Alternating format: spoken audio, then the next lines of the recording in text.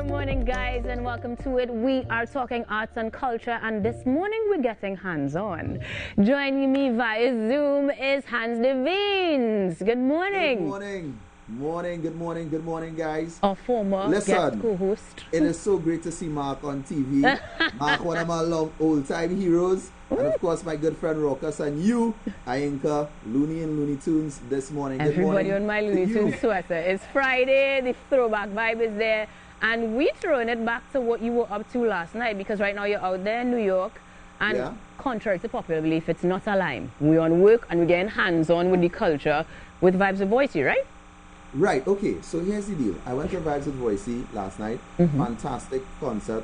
Amazing job by all the guys involved, and even the New York arm that helped in putting together the event. Right. But what was not mentioned and noticed by people who just watched the live last night is the fact that at the event, you had two options. Either you walk with your vaccination card to prove that you're vaccinated, or you get a COVID test to enter. On site? Yeah, so it was that type of scenario. Was it at a extra cost, or was it free? Honestly, I'm not 100% sure, but I think it was free. From all reports, it was free, but pretty responsible partying. Exactly, and this is what life could be. Just saying, guys. It was just a very interesting dynamic.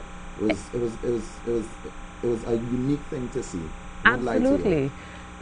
And I mean, we keep talking about the crowds. We keep talking about, even Rokas was mentioning how normal everybody is, not a mask in sight. You know, everybody's physically in close proximity to each other.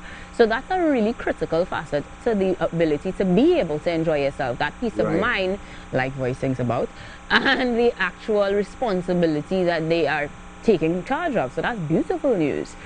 But that means that you have more to give us, because you are hands-on, not just with Vibes at Voicey, but carnivals around the region and across the diaspora, yeah? Right, so here's what happened. Last weekend, I was actually in Virginia. And in Virginia, there's actually an event called Carib Fest that has been on for some time.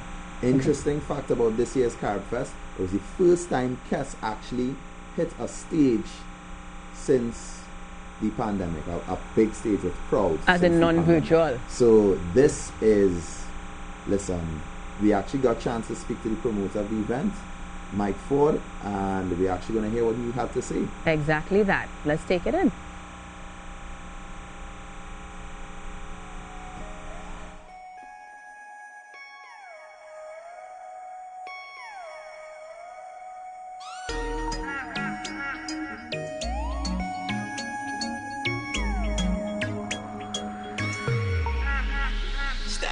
Here with Mike Ford of the Virginia Caribbean Cultural Association. What are you all doing to promote Trinidad and Tobago culture here in Virginia?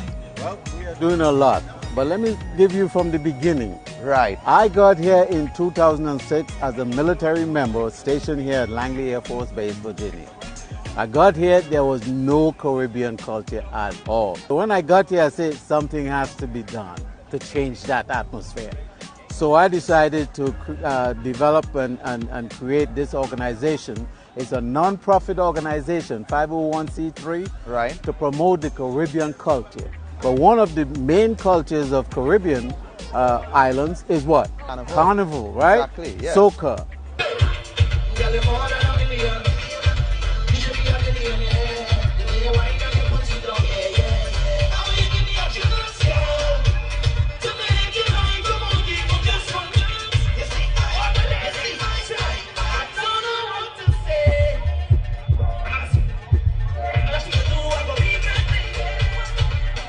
You're going to see all that at this year's Carib Fest. This is our 16th year doing this. We're not having the parade this year due to COVID. So tell me, over the years, who has been on the Carib Fest stage? Kes is coming back for the third time. All right. Kes.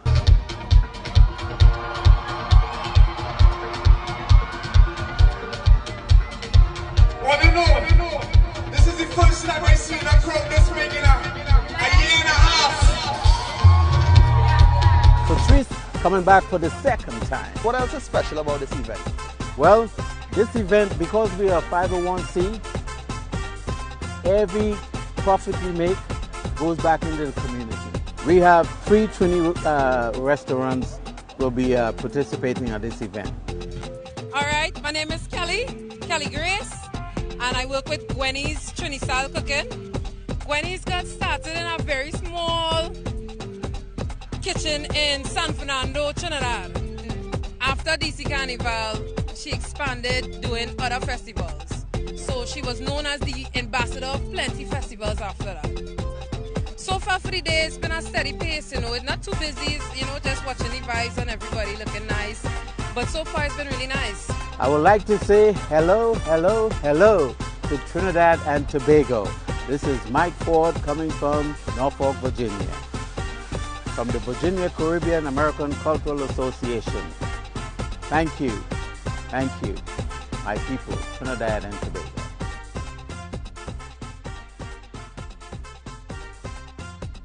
So Hans from Virginia, now you're in New York. Does that mean that we can expect similar content where you're going to be chatting with organizers for the current activities over there?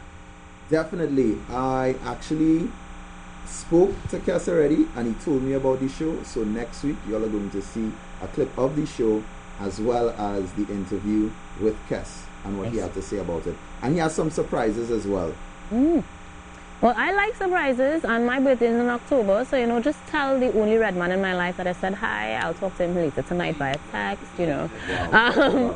But coming out to that Vibes with Boise, as you are in New York, and as you said, that phenomenal experience of COVID testing becoming so normal, almost like your entry to the event, do you see yourself heading to events where you are required to show your vaccination card, or are you going to be sitting things out? I mean, going from a work perspective is one thing, but going to fests for the leisure of things, do you think it's something that you can do normally?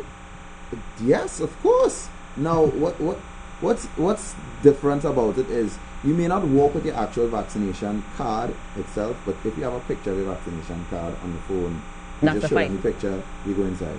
Okay. Yeah, it's not as hard and as complicated as people think.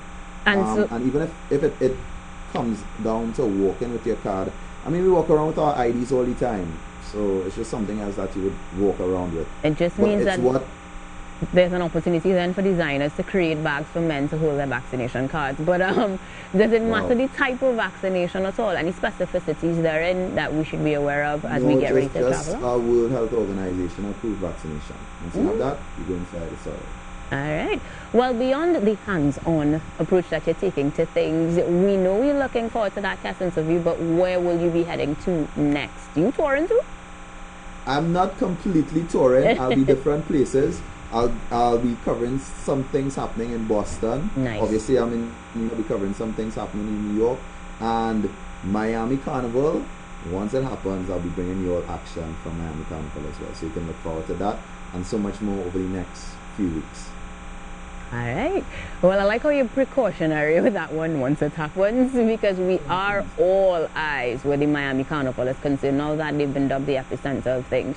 I know Ruckus has his hands up like a good child. I just want to jump in a quick second, because I mean, as you're in New York, their hands, I'm kind of wondering what is the atmosphere like in terms of, you know, people trying to recover from the floods and from the ridiculous weather. Has it affected anything that you've been seeing as somebody on the ground there in New York?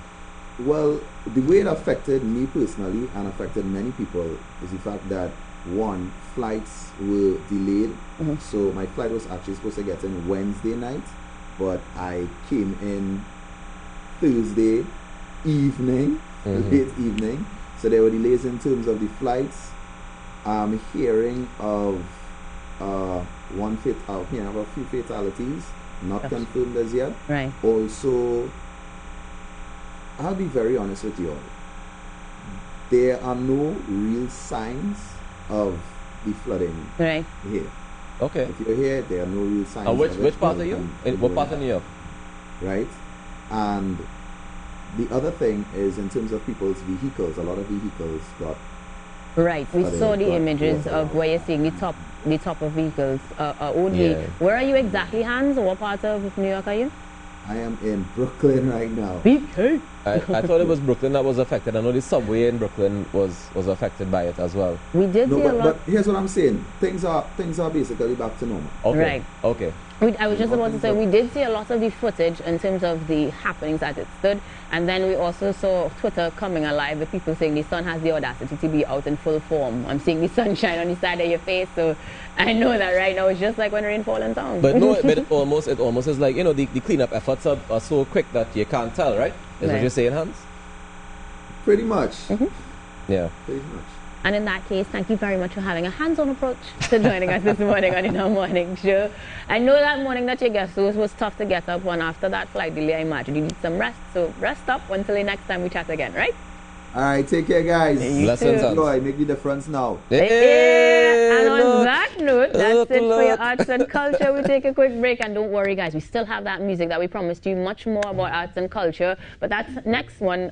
Mark is going to take over, but stick around. We've got more where that's concerned.